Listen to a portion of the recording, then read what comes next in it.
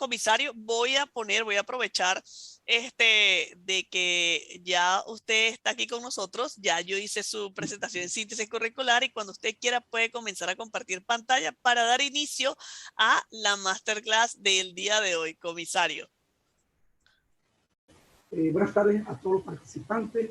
Gracias por estar aquí con nosotros. Gracias a Cefa Casia, a nuestra amiga Durí, por esta oportunidad que nuevamente me ha encantado estar con ustedes compartiendo en estos 45 minutos, una hora, con mi ponencia, con mi conversatorio, órganos técnicos científicos en la resolución de los delitos.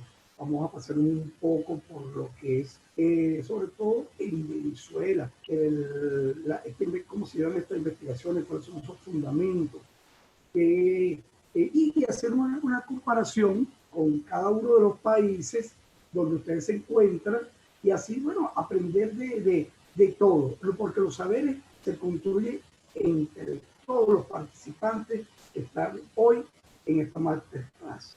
Yo realmente estoy agradecido, honrado de estar con ustedes nuevamente. Para mí, una verdadera, de verdad, de sentimiento, una verdadera solidaridad con mi gente que se sepa casa, con Teori y el doctor Julio Pérez. Vamos a comenzar entonces a hablar que tenemos que hablar de los órganos técnicos científicos, porque en todos los estados, todas las naciones, por llamarlo de esta manera, porque cuando hablamos de estados, está compuesto, por lo menos nosotros entendemos que los estados están compuestos por tres factores sine qua non, que es la población, el territorio geográfico y el ordenamiento jurídico. Y igualmente podemos hablar de lo que son las naciones, los países. En este caso un sinónimo. Democrático, cuando hablamos de democrático, quiere decir que, bueno, que estamos hablando de donde hay un debido proceso, unas garantías que deben respetarse en todo momento y estar consagrado en nuestra constitución o carta magna. Y este Estado debe garantizar la salvaguarda de todos estos derechos que les he mencionado para los ciudadanos, que no debe excluir a ninguna persona, mucho menos sindicada de un delito. Voy a apagar el video para tenerle una mayor conectividad. No me van a dejar de ver, así vamos a tener una mayor conectividad. Entonces, a estas personas que han cometido un delito, ellos tienen sus derechos, porque hay una presunción de inocencia hasta que se tenga una sentencia definitivamente firme, emanado del máximo tribunal o la máxima autoridad judicial de cada país. Entonces, es necesario que desde el inicio de la investigación se esté respetando estos preceptos constitucionales, así como los derechos que tienen imputados en las investigaciones, que lo vamos a conversar. Y también ubíquese en cada uno de su ordenamiento jurídico de su país y comparémoslo con lo que yo voy a comentar. Porque es muy importante tratar de desarrollar este tema, porque cualquier persona no está exento de estar envuelto en un proceso penal, que sea por acción o omisión, por delito culposo, por un delito doloso. Podemos ser llevados ante la policía, los órganos de investigaciones, pero mete fiscalía y luego un tribunal para que nos siga un proceso.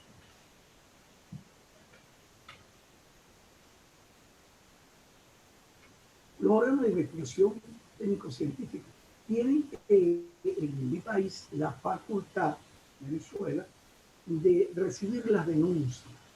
Y aquí tenemos varios modos de proceder. Uno sería la denuncia, obviamente dicha, donde una persona, un órgano policial o al Ministerio Público y le interpone de manera verbal o escrita. Si es verbal, a llevar a una persona que va a transcribir y las escritas, o las puede llevar ya la persona de una manera escrita y se la consigna.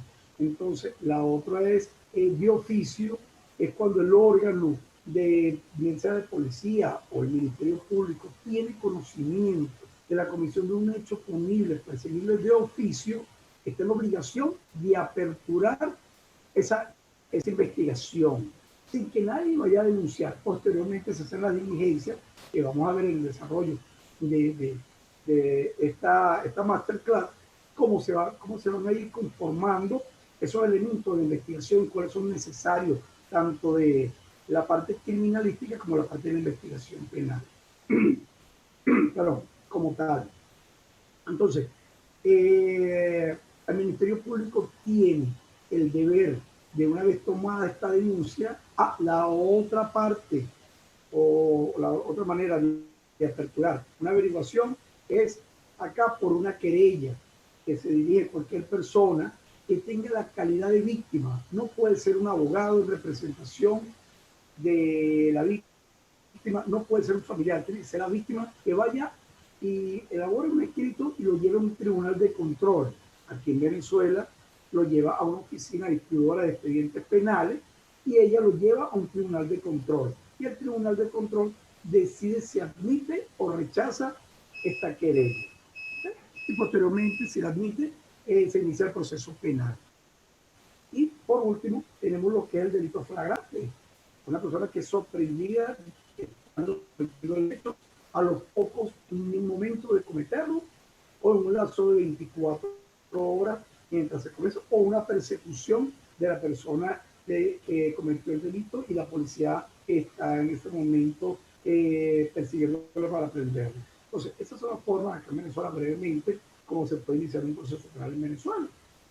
Entonces, debe tener una autorización posterior, una notificación al Ministerio para que éste proceda y dar una orden de inicio, para que se practique la diligencia necesaria y urgente dirigida a identificar a los autores y demás partícipes de derecho punible. Porque en Venezuela ese conjunto de diligencias orientadas a ese descubrimiento científica, la comprobación científica del delito, y la comprobación científica se hace a través de estos procedimientos técnicos, de la criminalística, de las ciencias forenses, para conseguir las características, la identificación, como ya le dije anteriormente, de los autores, de los objetos pasivos y los objetos activos. Cuando me refiero a los objetos activos, son los objetos que están en el sitio de suceso, que están allí como que se cometió el delito o producto del delito. Y los objetos activos son esos elementos que posteriormente en las investigaciones que van transcurriendo el tiempo están relacionadas con el delito y que no se encuentran allí en el sitio de suceso. Eso es, digamos, la definición de investigación penal.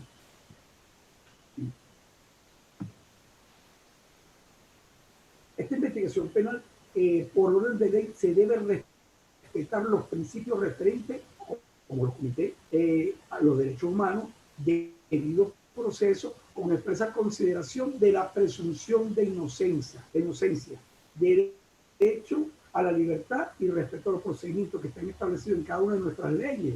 Se puede llamar Código Orgánico Procesal Penal, Código Penal, que es la ley donde está contenido los delitos, y el Código Orgánico Procesal Penal es el procedimiento que se debe seguir. Entonces, en cada uno de nuestros países, como se llama en esta ley ejecutiva sustantiva, los países democráticos deben respetarse estos principios que estoy mencionando, porque si no, estaríamos en retroceso en la época de la Inquisición, que cualquier persona era acusada de ser hereje, era llevada a un tribunal e inmediatamente las personas que eran llevadas allí eran condenadas, no tenían ni siquiera derecho a defenderse, ni nada, sino posteriormente una sanción, una condena, que era la horca y posteriormente la hoguera. Entonces, el tiempo ha evolucionado en algunos países, porque hay países donde por lo menos los talibanes tienen el derecho, cuando la mujer les es infiel, tienen el derecho de honrar su hombría. Y esto es a través de que le pueden dar muerte a la mujer. Hay países en África, en el actual momento, cuando una mujer le es infiel a un hombre, pueden utilizar la lapidación. Y la lapidación no es nada más que llevar a la mujer a una plaza pública Y quien tiene el derecho o el privilegio de lanzar la primera piedra, ni siquiera es el esposo ni el marido, es el padre, porque en su cultura, en sus tradiciones, ha deshonrado al padre y a esa familia. O sea, cuestiones como esta, que hoy en día realmente en Latinoamérica no existe, pero hay países que todavía existe la ley del talión para que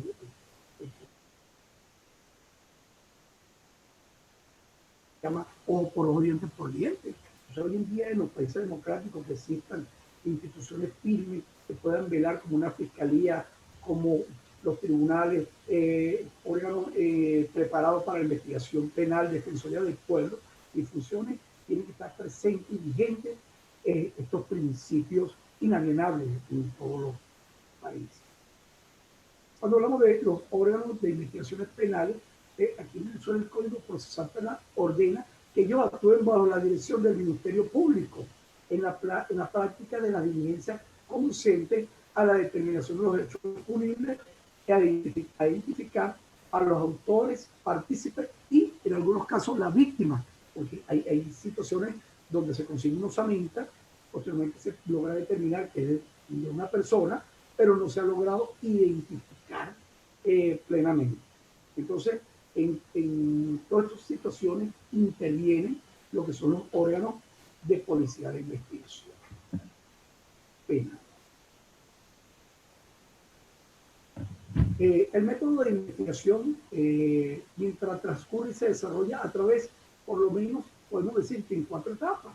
Uno sería la observación de la realidad, que en este caso es el delito, donde algún sitio de suceso se observa qué sucedió, las características, la forma de dar muerte, si es un robo, si es una violación con homicidio, etcétera, etcétera, si es un hurto.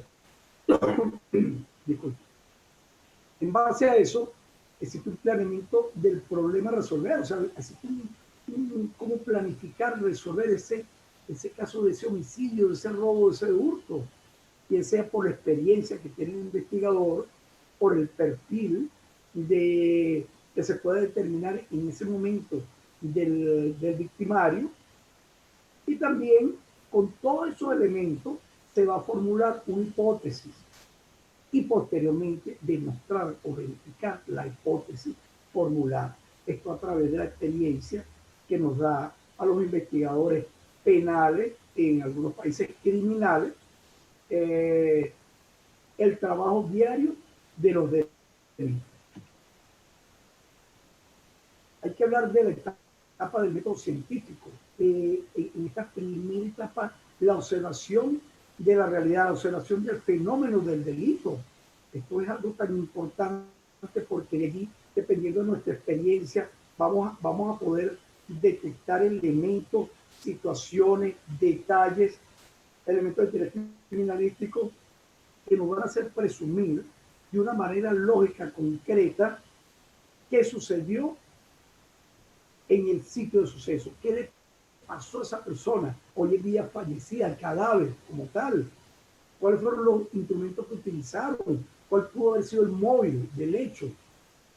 A través de este método científico se va a comprobar, a través de las diferentes experticias que van a ser sometidas a las evidencias para identificar al perpetrador del delito, pero no puede ser que lo hagamos de una manera empírica, ya no, tiene que estar presente la parte técnica científica que nos fundamenta la investigación y un fiscal pueda tener los elementos necesarios para una acusación y el juez tenga esas pruebas necesarias que puedan ser admitidas como tal e incorporadas al proceso como manda la ley para que pueda tener una decisión ecuánime.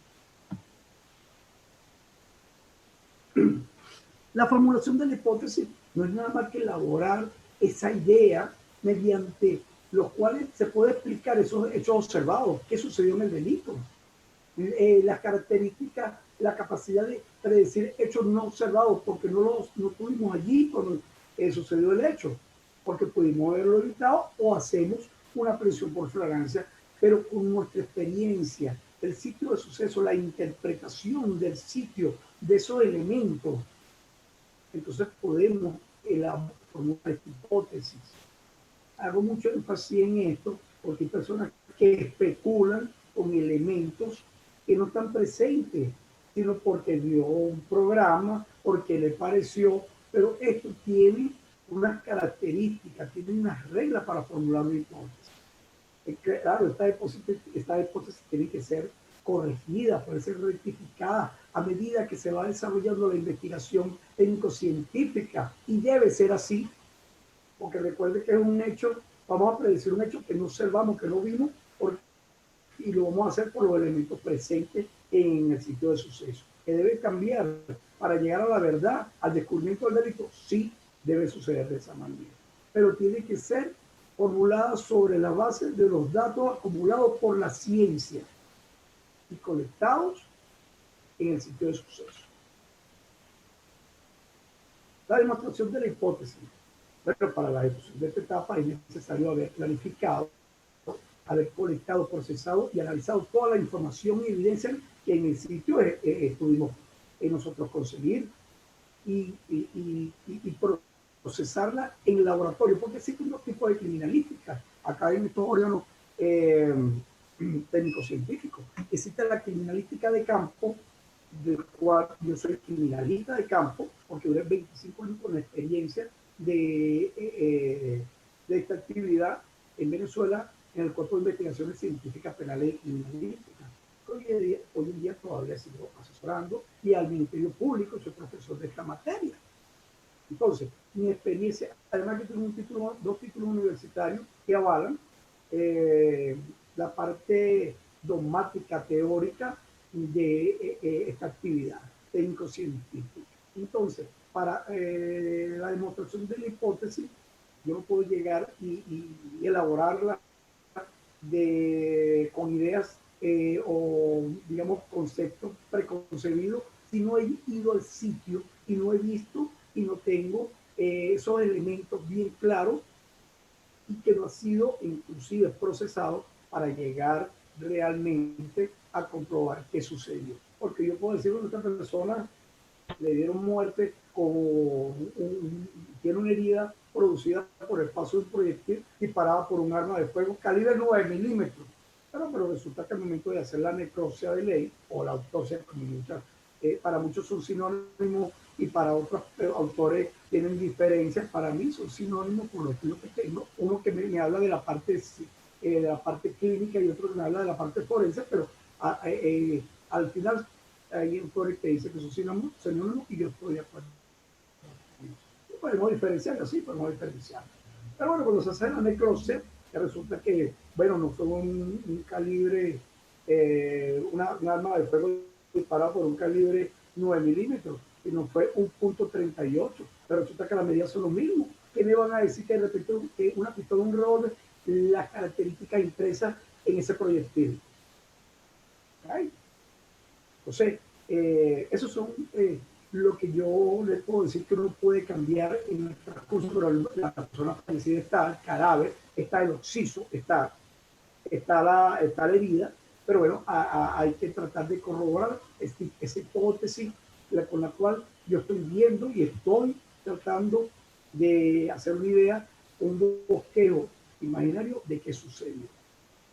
La formulación de hipótesis debe resolver la siguiente interrogante. ¿Quién? Sujeto activo e inclusive autores del hecho. ¿A quién? El sujeto pasivo, la víctima.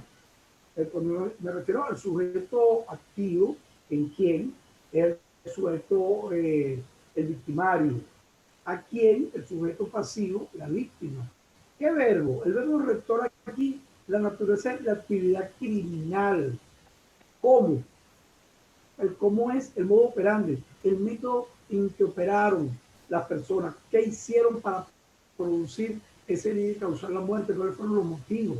Lugar, sitio donde sucedió, la cobertura geográfica, la ubicación geográfica, porque todo estos elementos es necesario para ser plasmada en las actuaciones policiales y en las actas de impresiones técnicas de los criminalistas y de los investigadores. ¿Cuándo? Época o fecha de los hechos, porque pudo haber sido un hecho ocurrido en el pasado. ¿Okay? Porque las causas del hecho, razones para cual cometer. Esto es lo que debe resolver, debe contener una hipótesis. Pero todo esto me lo va a decir el sitio de suceso, me lo va a decir cuando yo llego y sé interpretar esa escena del crimen, como lo quieran llamar. La investigación penal y criminalista. Hoy en día se maneja a nivel internacional un concepto del investigador criminalista y hay que diferenciarlo del investigador penal. El investigador penal, evidentemente, tienen diferencia porque es la persona que se encarga de la prevención, de la parte policial, mientras el criminalista ya es la parte de técnico-científica, tanto la criminalística de campo, que posteriormente esos elementos que vamos a recabar en ese sitio de suceso se va a pasar a la segunda criminalística, que es la criminalística de laboratorio, donde se van a hacer los estudios de experticia y de determinar si una sustancia es sangre, si es semen, si es saliva, etcétera, etcétera. Entonces, esta actividad es definida como una disciplina autónoma que tiene como propósito auxiliar a la justicia mediante el análisis y la aplicación de técnicas, métodos y procedimientos. Entonces, cuando yo hablo de que ya tiene técnicas, tiene métodos y procedimientos propios, pasa a ser ciencia. Hay todavía autores que hablan de disciplina, pero pasa a ser ciencia porque la criminalística como tal, que es la ciencia, se va a fundamentar en las ciencias básicas, química, física, biología y matemáticas. Y eso se va a sustentar todo su procedimiento en esta diversa ciencia para determinar modo operandi, identificar al autor, el víctima, victimario y el medio de comisión del delito comunitario. Es un conjunto de saber interdisciplinario, acciones sistemáticas integradas para llegar al conocimiento de la verdad. Y para llegar al conocimiento de la verdad tiene que existir la parte técnica y científica como están establecidos en nuestras leyes. En Venezuela está establecido en la ley de los órganos de investigación científica penal y criminalística y del CENAMED, para hacer un poquito corto, el título de la ley, que se debe en todo momento en una investigación penal aplicar el procedimiento científico, y quien no cumpla con el procedimiento científico está sujeto a unas sanciones tanto administrativas como penales llegado el caso. Entonces, es el proceso tendiente a comprobar la existencia de un delito y la responsabilidad de los autores y partícipes. Entonces, mediante la ciencia y sus procesos. Porque un testigo, yo vi que fulano de tal le dio muerte con una pistola, un arma de fuego, tal y tal característica, lo puede declarar en un juicio, pero un testigo lo puede, un abogado lo puede hacer entrar en duda, lo puede hacer entrar en entredicho, lo puede hacer entrar en olvido, lo puede, hay muchas maneras de uno interrogar a una persona y tratar de desvirtuar, o pueden construir un testigo falso. O sea, pero la parte técnico-científica, aunque uno presente una evidencia con su respectiva experticia, se puede solicitar por la parte una contraexperticia, pero eso va bajo el fundamento de la ciencia. Entonces el delito se está trabajando desde un punto de vista donde los científicos van a decir si esa sangre pertenece a fulano de tal, si se puede identificar, si sus valores, si su identificación, si su ADN pertenece a una persona que cometió ese hecho. Entonces, ya esos son fundamentos irrefutables porque de esa manera lo establece la policía científica, la ciencia y la fiscalía. Implementar estrategias que contextualicen el papel de la víctima, del delincuente y del delito como tal. Emplear los principios y teorías de la ciencia y sus correspondientes disciplinas que apoyan la acción investigativa. Porque cuando yo llego a un sitio de suceso y aplico, digamos, una experticia de una planificación, una planimetría, o voy a hacer un luminol, que es una damos un levantamiento para ver los rastros que habían dejado la sangre. Eso es ciencia, porque se van a hacer con elementos químicos y tiene que ser una persona especializada en ese tipo de actividad. Aplicar, y se deben a practicar los procedimientos jurídicos, como ya hablamos, respetar un debido proceso, una garantía, derechos constitucionales. Y los procesos establecidos de manera para hacer los procedimientos por parte de los órganos de Policía de Investigaciones Penales y Accionar de la Fiscalía. Dominar la investigación como un proceso metodológico se basa en el principio de la teoría de las ciencias que son afines en los procedimientos jurídicos. Por allí se puede reconstruir los hechos, se puede determinar modo, tiempo y lugar en que se cometió el delito, y todo esto con la finalidad de sustentar en forma técnico-científica todos los resultados de esa experticia que se van realizando. Si es un allanamiento, hay que realizar una impresión técnica y va a ir acompañado inclusive de fotografías, puede ser también en el sitio se consigue una evidencia física o una evidencia orgánica, debe ser tratada con los procesos que establece la ley. Aquí en Venezuela, en el Manual Único de Cadena de Custodia, el criminalista debe adoptar su accionar y su forma operativa a estos elementos.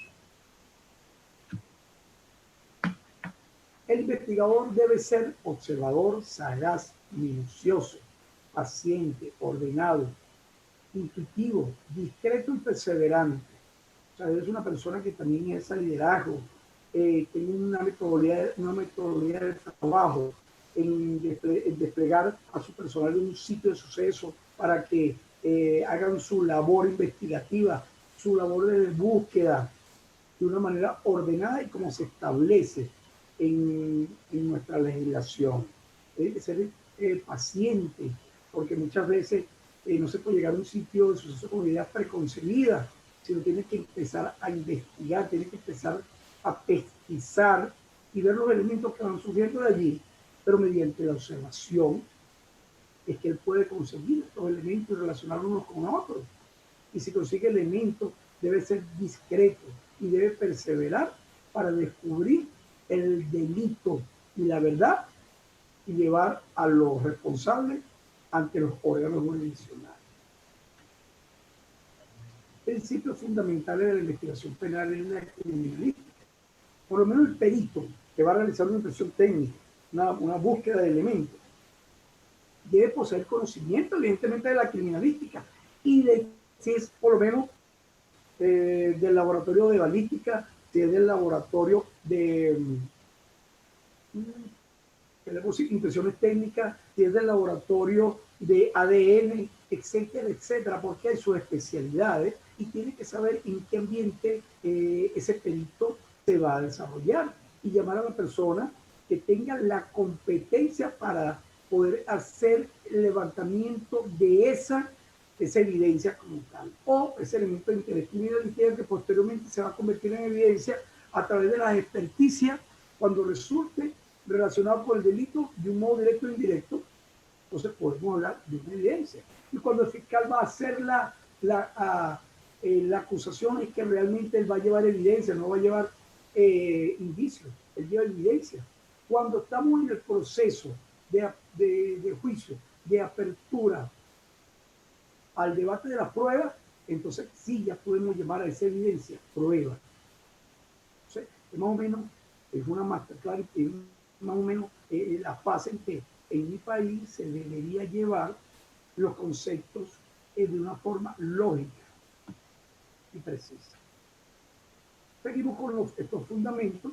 Aplicados adecuadamente puede conducir al esclarecimiento de la verdad de estos hechos, pero tenemos que regirnos por unos principios. El principio de uso, pero que para el uso de algunos elementos para la comisión del delito pueden utilizar un arma de fuego, pueden utilizar veneno, pueden utilizar un objeto contundente, esto es el uso. Y todos estos usos, estos medios de comisión van a producir en la víctima o el victimario, elementos de interés criminalístico que les interesa a la policía para poder descubrir la verdad y relacionar a los autores o participa del hecho. O también, dado el caso, el poder individualizar la víctima por una posterior identificación de tal.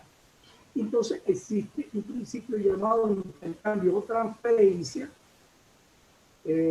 donde esto no es nada más que cuando se comete un delito, el victimario, la víctima, medio de comisión y sitio de suceso, estos elementos se van a intercambiar y se puede conseguir lo que posteriormente va a ser evidencia en cada uno de ellos, en el cadáver, en un arma de fuego.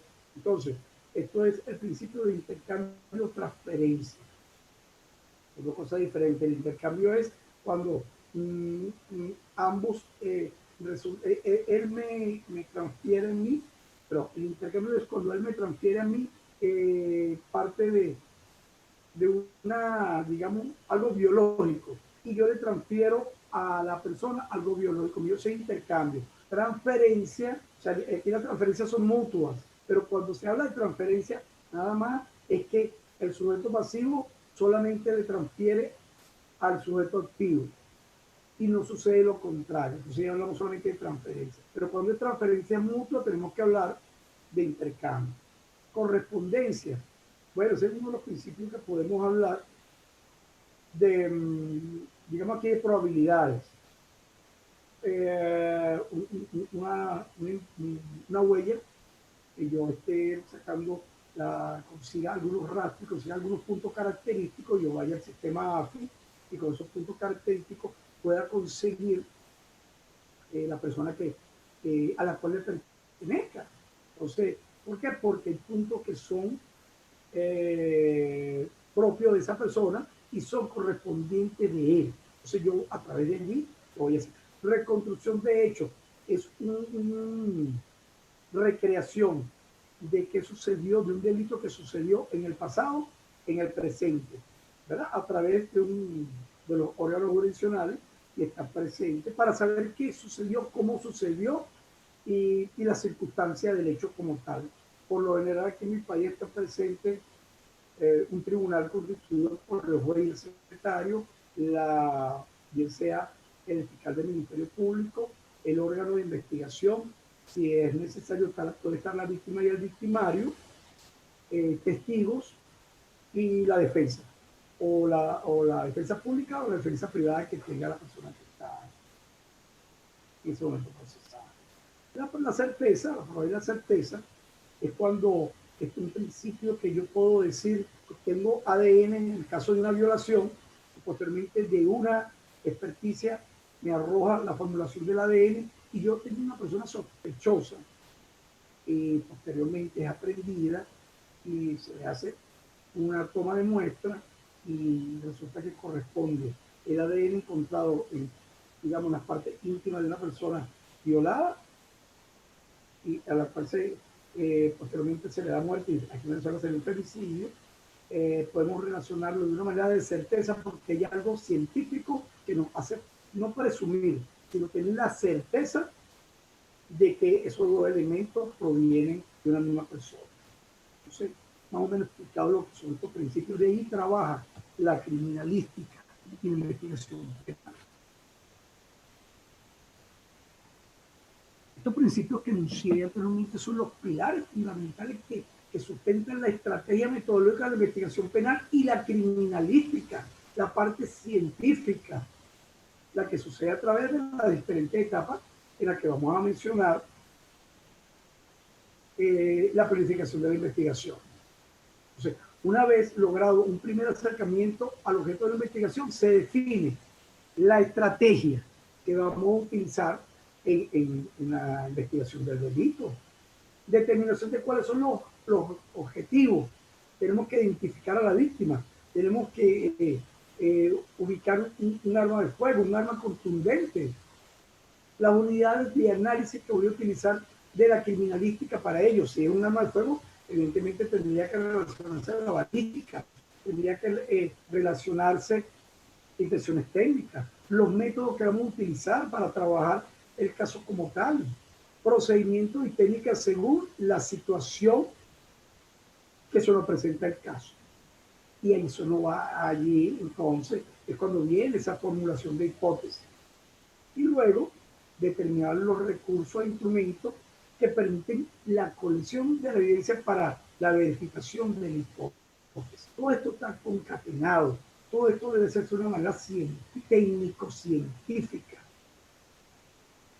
y apegado a nuestros ordenamientos jurídicos, a nuestro manual de cadena de custodia, a nuestro código orgánico procesal penal, porque allí nos establece la manera legal en que podemos proceder.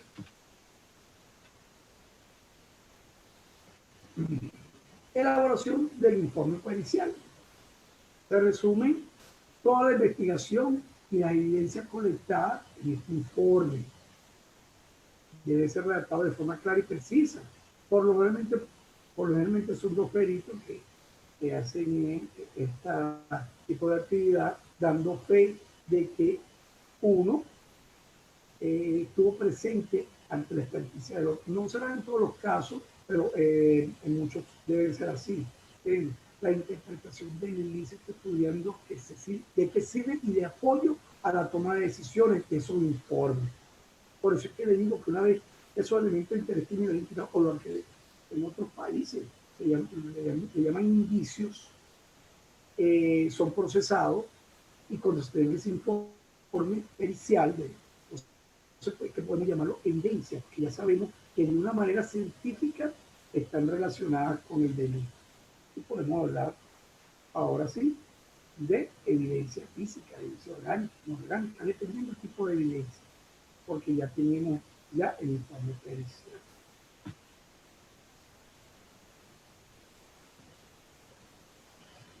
En la evaluación penal, de la perspectiva criminalística, debemos desarrollar una metodología prioritaria, que es fundamental, que es la preservación y abordaje del sitio de suceso. Porque es allí, en ese sitio de suceso, donde nosotros vamos a buscar, vamos a poner nuestro conocimiento técnico-científico en práctica para la interpretación del delito, para la interpretación del modo operandi de los delincuentes, para la colección de esos indicios o elementos intelectuales. Pero antes de la colección tenemos que ubicarlo a través de los métodos de búsqueda. Y antes de hacer todo esto tenemos que preservar el entorno donde se produjo el delito, lo que es proteger, preservar de la manera con cinta de demarcación, con unidades, hoy en día, dependiendo de la logística que tengamos, para que ese sitio de suceso no sea alterado, modificado, destruido, contaminado, e inclusive por los mismos funcionarios policiales. Esto es tan importante, porque es de allí que emana la evidencia, que posteriormente se va a convertir en prueba del proceso de juicio, y es lo que nos va a relacionar a una persona con la comisión del delito, es lo que nos va a ayudar a identificar una víctima. Entonces, es tan importante allí esa preservación, ese abordaje, y esto es algo que posteriormente lo vamos a conocer, que es lo que se va a hacer de esa manera técnico-científica, que es la inspección técnica del sitio de suceso, por la persona experta, que lo comenzamos a hablar desde el principio. Debe tener el señor los conocimientos, las competencias, tanto de ley como de conocimiento para abordarlo, trabajarlo y hacer las colecciones necesarias. La búsqueda de estos elementos criminalísticos va de la mano con la observación adiestrada del perito, esencialmente para la fijación y colección de estas evidencias. Porque yo puedo estar en un sitio y si no tengo la experiencia suficiente, puedo comenzar a llevarme a colectar cosas que no se relacionan con el hecho como tal. Posteriormente, ¿qué hago con eso? Existe un manual de cadena de custodia, pero una planilla de cadena de custodia que está contemplada en un manual de cadena de custodia que debo llenar. Y si no son elementos que me van a interesar en la investigación, no debo tomarlos. no debo llevarlo. Por eso es que tenemos que saber bien cómo sucedió el hecho, analizarlo allí mismo en el sitio, para colectar los elementos razonables y suficientes para continuar con la investigación. E inmediatamente después comienza la fase de la cadena de custodia. Esto es otro paso muy importante que se debe seguir para lo que es la parte acá del proceso penal en, en la garantía de nuestros derechos, de nuestro debido proceso. Cuando una evidencia es llevada de una manera indebida a un proceso, ya no tenemos cómo soportar y fundamentar esa, esa, esa aprehensión, esa acusación que puede hacer el fiscal no la va a hacer porque no tenemos los elementos suficientes, no fueron preservados. Entonces, la búsqueda de estos elementos criminalísticos y para su ejecución hay procedimientos que existen, y por ejemplo mencionar el rastreo por cuadrantes. Esto cuando son extensiones de tierra grandes, los radios inmensos, se divide y se busca por cuadrante y puede utilizar un rastreo circular en cada cuadrante, un rastreo lineal, que tenemos que ver una forma de hacerlo, un rastreo en espiral.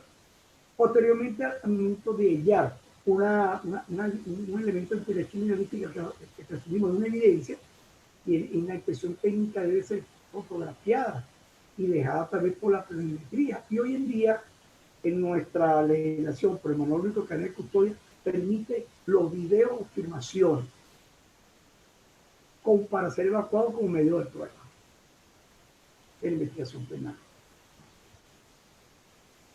Esto nos va a permitir, como he venido mencionando, la identificación del victimario, la identificación de la víctima, como sea el caso, la identificación del medio de comisión, con el arma, con el veneno, con el objeto contundente que cometieron el hecho punible.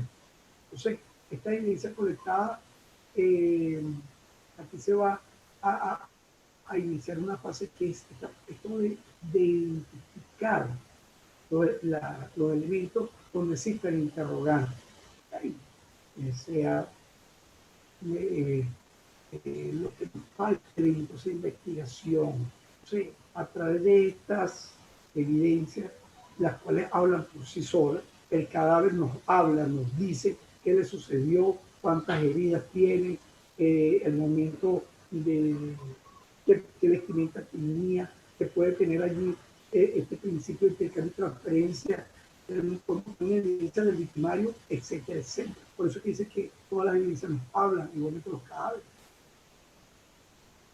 Es importante tener en cuenta la necesidad de la investigación como tal, que el investigador policial o el fiscal debe conocer qué información se tiene para iniciar la investigación, qué utilidad brinda esa información para la misma investigación, si es útil, no es útil ese elemento, ese dato que nos está llegando, cuáles son los recursos con los cuales disponemos. Tenemos reactivos, tenemos testigos flecha, tenemos cámaras, tenemos celulares, tenemos cintas métricas, etcétera, etcétera, etcétera. O también conocer cómo acelerar estos recursos, porque esto va a ser necesario para realizar las inspecciones técnicas. O sea, principal en la investigación de elementos, tenemos la necesidad de un personal especializado para el tratamiento del sitio, para desarrollar una labor inicial para la obtención de esta información, proceder a formular la hipótesis para establecer un hilo lógico investigado, pero con elementos ciertos, bien colectados, bien analizados, concretos, y utilizar la lógica en todo momento. Determinar el tiempo plazo que debería tardar la investigación, no puede predecir, no vamos a hablar de aprender al victimario, no. ¿Qué tiempo nos llevará a identificar al victimario? Porque son dos situaciones diferentes. Con yo identificar a la persona que cometió un delito, yo puedo, aquí en Venezuela se puede incluir el expediente, solicitar al fiscal del Ministerio Público una privativa de libertad ante los tribunales competentes de control. Posteriormente, se libra una boleta de aprehensión o de detención para esa persona, con los elementos que tenga en el expediente y que el fiscal considere que haya fundamento técnico-científico para ello. Entonces, la tarea de investigación hacia la identificación de estos autores es de importancia, con elementos ciertos para la investigación. Definir los roles de cada investigador dentro de la investigación de los criminalistas tiene suma importancia, porque se va a evitar y se va a hacer de una manera expedita y se van a obtener resultados efectivos. La fuente de dónde obtener la información que necesitamos. Si hubo una persona que fue presencial, si hubo una persona que escuchó, si los familiares saben quién cometió el delito, eso tenemos que primero saber cómo manejar esa fuente de información. No todas las personas saben manejar una fuente de información viva. Determinar los recursos con los cuales contamos, definir la medida de preservación y custodia de los medios probatorios obtenidos, porque posteriormente se van a convertir en medios probatorios. Mantener la comunicación y el control de la gestión de la actividad investigativa mediante las reuniones de trabajo. ¿Con quién? Con el equipo de investigadores, con el equipo de criminalistas, con el equipo de la fiscalía. Porque debe ser un trabajo en equipo, mancomunado. Y el resultado va a depender de esa unión y esa comunicación. Para ir finalizando, vamos a ir hablando del Plan Estratégico de Investigación Penal, que esto es una herramienta que los jefes, los gerentes de los órganos de investigación y de policía deben tener. Una herramienta de planificación, dirección y control de la investigación. Que deben elaborar objetivos claros, concretos, medibles, verificables y que sean posibles de lograr por los fiscales y que ellos estén seguros que con esos elementos se pueden enjuiciar a un sujeto activo de la perpetración de un delito. Entonces, en el trabajo mancomunado de los investigadores y los técnicos, tienen que tener los recursos disponibles para ello, con la conducta punible objeto de la investigación que permite obtener los medios probatorios que acrediten los elementos estructurales del delito y la responsabilidad de una inocencia de una persona que esté imputada. Porque el fiscal del Ministerio Público y la autoridad policial tienen esa dualidad de inculpar o desculpar a una persona. Resolver interrogantes sobre lo que quiere lograr, los objetivos, cómo se puede lograr, los medios y que se cuenta y con qué se cuenta para lograr lo que serían los recursos para ello. Evitar las actividades investigativas no pertinentes e inútiles. Por eso es que se cuenta con este plan de investigación, que sea efectivo, con objetivos claros. Por lo menos un objetivo general sería coordinar y controlar entre Fiscalía y Policía el conjunto de diligencias pertinentes o conducentes y útiles en las diferentes etapas de la investigación y del proceso penal para lograr la justicia efectiva, porque cuando existe esa concatenación, ese engranaje, órgano de investigación, policía y fiscal, ya el fiscal tiene conocimiento qué elemento está llevando para enfrentarse a un juez y ofertárselo en el juicio oral. ¿Cuáles son las características de este plan? Entre ellas, permite planificar la investigación y establecer un plazo para la realización de las actividades. Es el resultado de un trabajo en equipo, ya que es diseñado conjuntamente con el fiscal y los órganos investigadores. Es una herramienta de planificación, ejecución y dirección de la investigación, que permite evaluar, determinar los objetivos y trazar metas concretas y realizar. Yo, por lo menos, cuando estaba jefaturando, inclusive, un grupo de investigación, lo hacía con el de investigación y también con el fiscal del Ministerio Público, porque después que una policía, una investigadora hace un trabajo, entonces el fiscal no puede venir a decir, este trabajo no me sirve, porque se ha perdido tiempo, se ha perdido logística, horas, hombres, y ya no podemos hablar de una investigación efectiva, porque esto no es que yo voy a cambiar porque quiero cambiar o es porque no pude comprobar mi hipótesis. No, la hipótesis se debe cambiar por los elementos que van surgiendo de la investigación, los nuevos aportes que hacen los testigos, las mismas evidencias. Entonces, de allí hay que ir de la mano con el equipo del fiscal del Ministerio Público, que son los que van a ir a un juicio. con las personas y los elementos que ambos aportemos. Permite el proceso de la investigación por cuanto exige evaluar desde un inicio cuáles son los medios probatorios conducentes para demostrar los objetivos de la investigación, con lo que se logra una investigación penal efectiva, como lo he explicado. Identifica las prioridades de las cuales depende el éxito de la investigación, ya que permite concretar los elementos probatorios necesarios para el proceso penal.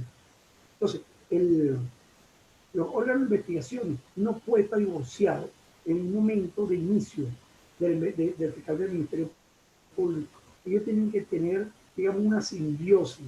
Y por eso es que aquí el fiscal del Ministerio Público a las 12 horas debe tener conocimiento cuando se apertura una averiguación penal y posteriormente ellos emiten la apertura de la averiguación y pueden ordenar alguna diligencia.